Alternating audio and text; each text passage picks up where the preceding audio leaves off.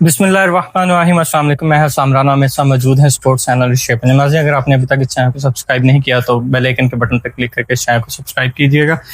बाबर आजम की हमने परफॉर्मेंस पे तो बात कर ली, उनके रन्स करने पे भी बात कर ली, उनकी परफॉर्मेंस, उनकी फॉर्म वापस आने पे भी बात कर ली। लेकिन आज जो हम बात करने जा रहे हैं वो है कि second test match Pakistan versus Bangladesh. Babar जैसा एक्सपीरियंस प्लेयर ये टेस्ट मैच बचाने में क्यों नाकाम रहा? कहाँ उनकी बैटिंग्स में फ्लॉस रह गए हैं, कहाँ उन्होंने जल्दबाजी की है? जानते हैं शेप से। जी शेप, हमने जिक्र किया कि बाबर जो है उनकी फॉर्म वापस आ गई है, क्लास जो है वो हमेशा रहती है, फॉर्म टेम्परेरी होती है। लेकिन एक ऐसा क्लासी प्लेयर और एक ऐसा टेस्ट मैच जो नजर भी आ रहा है कि पाकिस्तान जीत सकता था, उसको फिर भी बचाने में नाकाम क्यों रहा? साम भाई, सबसे पहली बात तो आपको मैं क्लियर करता चलूं कि नज़र नहीं आ रहा था कि पाकिस्तान जीत सकता है। वो तो लकीली अच्छे रहे, अच्छी पार्टनरशिप्स लगी, ख़ास तौर पे जो इनिंग शान मसूद की, मोहम्मद रिजवान की और सलमान अली आगा की, इनकी इनिंग्स अच्छी लगी हैं, तो उसकी बदौलत जो है वो पाकिस्तान ने कुछ ना कुछ जो है वो ओवरकम किया है। अदरवाइज मतलब ये मुझे नहीं लगता था कि पाकिस्तान ये डिफेंड कर पाएगा, मतलब अचीव कर पाएगा। लेकिन पॉसिबल हर चीज़ होती है। अब जहाँ पे आपने देखा कि ये सारी पार्टनरशिप्स लगी हैं, जहाँ पे सब कुछ हुआ है, लेकिन वहाँ पे मुझे ख़ास तौर पे बात करने की ज़रूरत है बाबर आजम के बारे में। बाबर आजम एक सीनियर प्लेयर हैं, एक अच्छा सीजन पीएसएल का खेल के गए हैं और अच्छे टच में नजर आ रहे थे, अच्छे रिदम में नजर आ रहे थे। लेकिन फिर भी इस रिदम को मतलब आप उस पे फोकस ना कर पाना, ये एक जो है बड़ा सवालिया निशान है। आप देखिए, दुनिया में जितने भी बड़े प्लेयर्स हैं, जितने भी बड़े नाम हैं, जितने भी बड़े अचीवर्स हैं, उनकी परफॉर्मेंस जो है वो कंटिन्यूस एक जैसी रही है। ये नहीं है कि वो कभी नीचे आ गए, कभी ऊपर चले गए, कभी नीचे आ गए। और हमेशा बड़ा प्लेयर वही बन के सामने आया जिसने मैच बचाए हैं, जिसने क्रिटिकल और क्रूशल स्टेजेस पे परफॉर्मेंस दी है। मैं ये नहीं कहता कि बाबर आजम जो है वो सेंचुरी करता या बाबर आजम डबल सेंचुरी करता, मैं ये नहीं कहता। मैं ये कह रहा हूं कि कब तक ये 40 और 60 जो हैं ये बाबर आजम के टीम के लिए होंगे, कब तक ये बेनिफिट देंगे? ये 40-60 से कुछ नहीं बनेगा। तो या तो वो इसको सेंचुरी में कन्वर्ट करें या मैच विनिंग इनिंग खेलें। वो उस तरह की इनिंग खेलें जिस तरह की इनिंग इन्होंने ऑस्ट्रेलिया के खिलाफ लाहौर में खेली थी, कि अकेले ही डट गए थे, कम से कम उसको ड्रॉ कर दिया था मैच को। इस तरह की इनिंग चाहिए।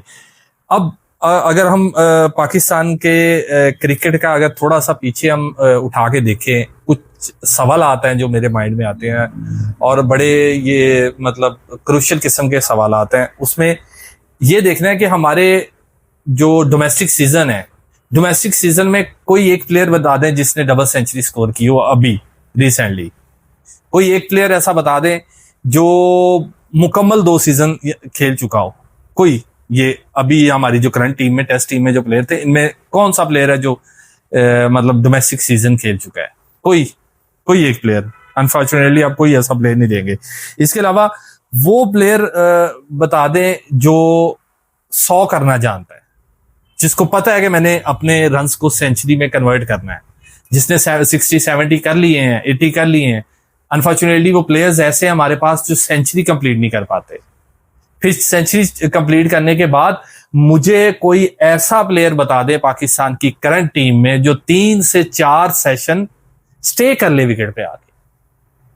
कोई एक प्लेयर बता दे। 3 से 4 सेशन विकेट पे स्टे करना ये कोई खालाजी का वाड़ा नहीं है। ये कोई मतलब पीस ऑफ केक नहीं है कि आप आए, आप आके उधर खड़े हो गए और आपने 3 से 4 सेशन खेल दिए। आप दुनिया क्रिकेट में बड़े बड़े नाम उठा के देख लें। आप जॉय रूट की बात करते हैं, आप विराट कोहली की बात करते हैं, आप स्टीव स्मिथ की बात करते हैं, आप जितने भी टेस्ट बैटर्स हैं, अच्छे टेस्ट बैटर्स हैं, उनकी बात करते हैं, तो वो कम से कम 3 से 5 सेशंस वो विकेट पे स्टे करते हैं। और ये 3 से 5 सेशन स्टे करना, ये ही असल क्रिकेट है, यही असल टेस्ट क्रिकेट है। टेस्ट क्रिकेट की जो एबीसी है, उससे लोग जितने भी हमारे प्लेयर्स हैं उनको थोड़ा सा आप जो है वो बराबर करवाएं कि भाई ये टेस्ट क्रिकेट है, इस टेस्ट क्रिकेट को आप दूसरी क्रिकेट से ना मिलाओ। हमारे यहाँ पे उल्टी गंगा बह रही है, हमारे यहाँ पे बस एक ही चीज पे फोकस किया जाता है, वो है जी स्ट्राइक रेट। इस स्ट्राइक रेट ने इतना बेड़ा गर्क कर दिया कि आप ये लास्ट मैच में बाबर आजम की इनिंग उठा के देखो तो बाबर आजम की इनिंग जो पिछले उन्होंने टेस्ट मैचेस खेले उनसे ये इनिंग्स टोटली डिफरेंट है। वो हर बॉल पे जो है वो जो बुरी बॉल होती है उस पे वो चौका मारने जाते हैं, शॉट मारने जाते हैं।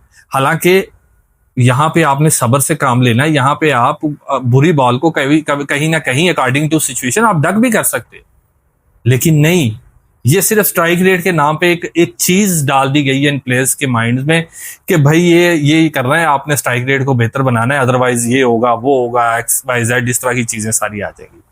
तो क्रिकेट को जो है वो थोड़ा आप समझें टेस्ट क्रिकेट में होता क्या है, टेस्ट क्रिकेट के प्रोटोकॉल्स क्या है।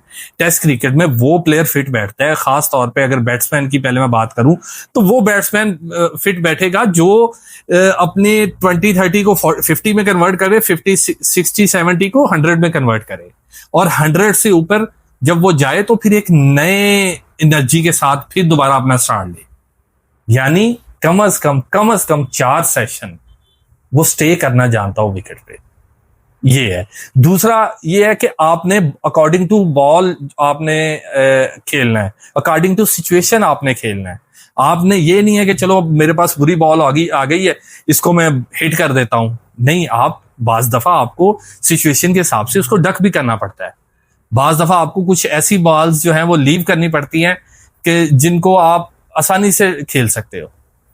फिर उसके अलावा किस बॉल को लीव करना है, किस बॉल पे आपने सिंगल लेना है, किस बॉल को आपने डक करना है, ये सारी चीजें बैट्समैन के माइंड में होनी चाहिए।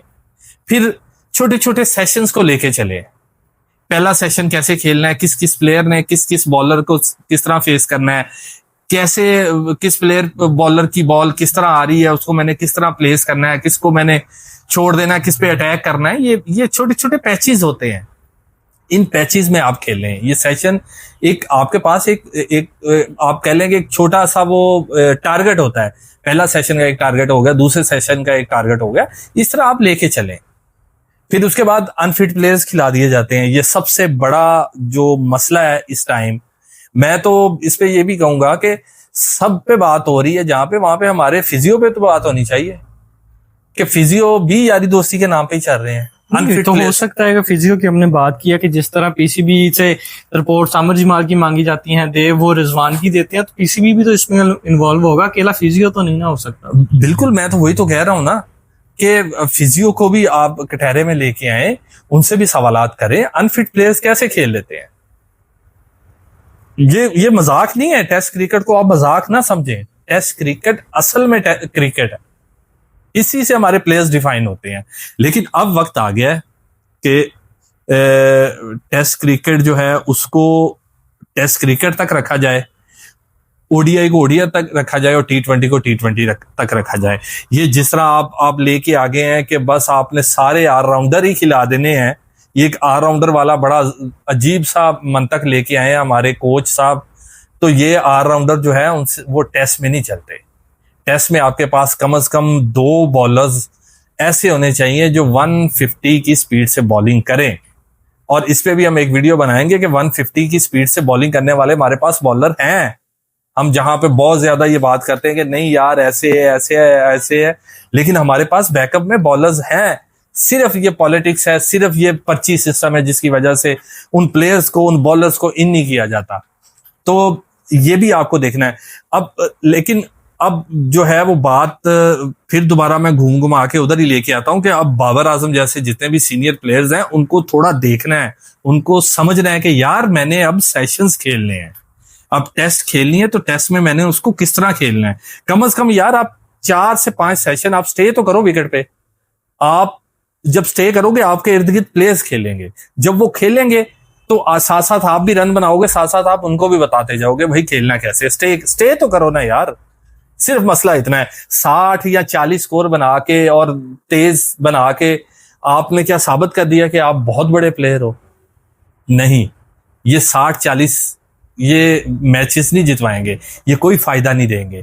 फायदा तब होगा जब आप इनको सेंचुरीज में कन्वर्ट करोगे, या एटलीस्ट आप ज्यादा बालें खेलो, आप 300 बालों पे आप 20 स्कोर बना लो, लेकिन आप स्टे करो, स्टे करके साथ वालों को खिलाओ, उनको अपने राउंड खिलाओ, क्योंकि आप पिच पे मौजूद होंगे, आप सीनियर प्लेयर हैं इस टाइम टीम में, आपका एक ऑरा है, आपका एक डर है मुखालिफ टीम पे। जब आप पिच पे मौजूद होंगे तो अगली टीम पे ना सिर्फ प्रेशर होगा, बल्कि आपके जो साथ वाला प्लेयर है वो भी सेटिस्फेक्शन फील करेगा, वो भी फ्री ऑफ माइंड से होके खेलेगा।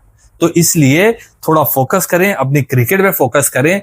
जो अब पीछे हो गया अब उसको छोड़ें, अब नए सिरे से आ गए हैं। ओडीआई ऑस्ट्रेलिया के खिलाफ बाबर आजम का नाम आ गया है, अब ओडीआई में भी अपनी इन चीजों को लेके देखें, जो भी फ्लॉज हैं उनको आप कम करें, और उम्मीद करते हैं कि आप एक अच्छी क्रिकेट आपकी तरफ से देखने को मिलेगी।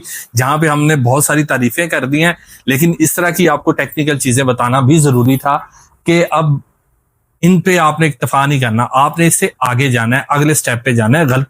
गलत शॉट्स, गलत बॉल आपको ये बैट्समैन है ना, बैट्समैन को कोई ना कोई बॉल अच्छी आ जाती है जिसपे वो विकेट गंवा देता है, लेकिन उस बॉल को देखना है, उसको समझना है, और पूरी क्रिकेट जितना आपने विकेट पे स्टे करना है उसको समझ के स्टे करना है। अदरवाइज फिर यही होगा, ये 60, 40, 50 ये स्कोर होंगे, और ये स्कोर सिर्फ आपकी जात के लिए होंगे। जब टीम के लिए नहीं होंगे तो फिर अनफॉर्चुनेटली हमें भी आपको फिर ये बावर करवाना पड़ेगा कि हाँ जी भाई, आपकी अब जगह कहाँ बनती है और कहाँ नहीं बनती। जी नाज़रीन, आपने शोएब अंजम की गुफ्तगू सुनी। अब तक के लिए इतने, फर्दर जो भी डेवलपमेंट्स होंगी वो आपके गोश्तगुजार करेंगे। तब तक के लिए हमें दें इजाज़त, अल्लाह ने के बाद।